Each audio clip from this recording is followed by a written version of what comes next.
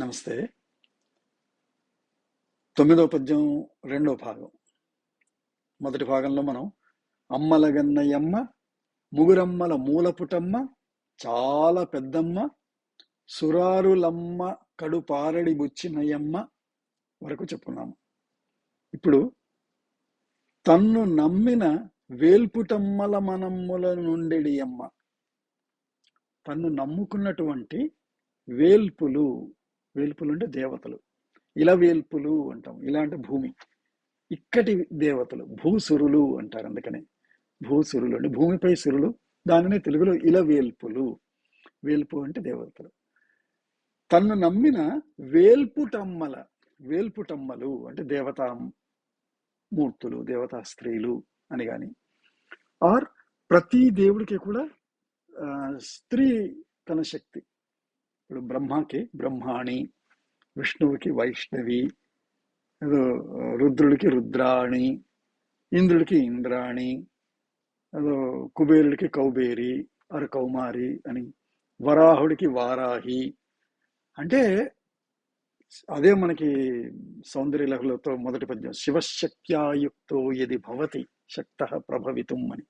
శివుడు శక్తి అంటే పురుషుడు భౌతికంగా ఉన్నటువంటిది, దాని అందున్న శక్తి, ఈ రెండు అవిభాజ్యము అని అని చెప్పేది ఈ వేల్పుటమ్మలు అని.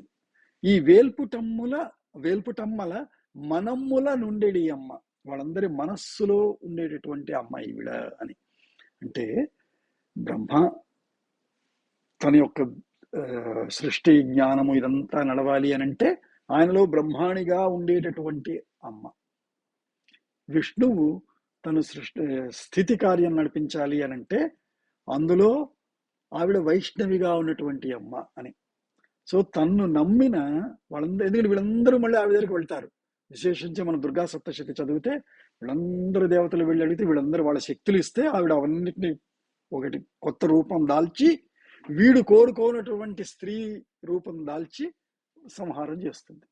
అందుకని తన్ను నమ్మిన వేల్పుటమ్మల మనమ్ముల నుండి అమ్మ దుర్గా మాయమ్మ అని అంటున్నారు ఆయన. మా అమ్మ దుర్గా. ఆవిడ ఏమిటి ఇవ్వాలి అంటే కృపాబ్ధినిచ్చుత, కృపాబ్ధి ఇచ్చుత. కృప అనే అబ్ధి అంటే అప్ అంటే నీరు, ధి అంటే దాన్ని కలిగి ఉన్నటువంటి, అబ్ధి అంటే సముద్రం. కృపా సముద్రముతో ఇచ్చుత ఇచ్చుగాక. ఏమిటి? మహత్వ కవిత్వ పటుత్వ సంపదల్. ఈ కవిత్వం అనేటటువంటి గట్టి పట్టు కలిగిన సంపదని, గొప్పగా రాయగలిగే సంపదని ఇచ్చుగాక అని షేర్ చేయండి.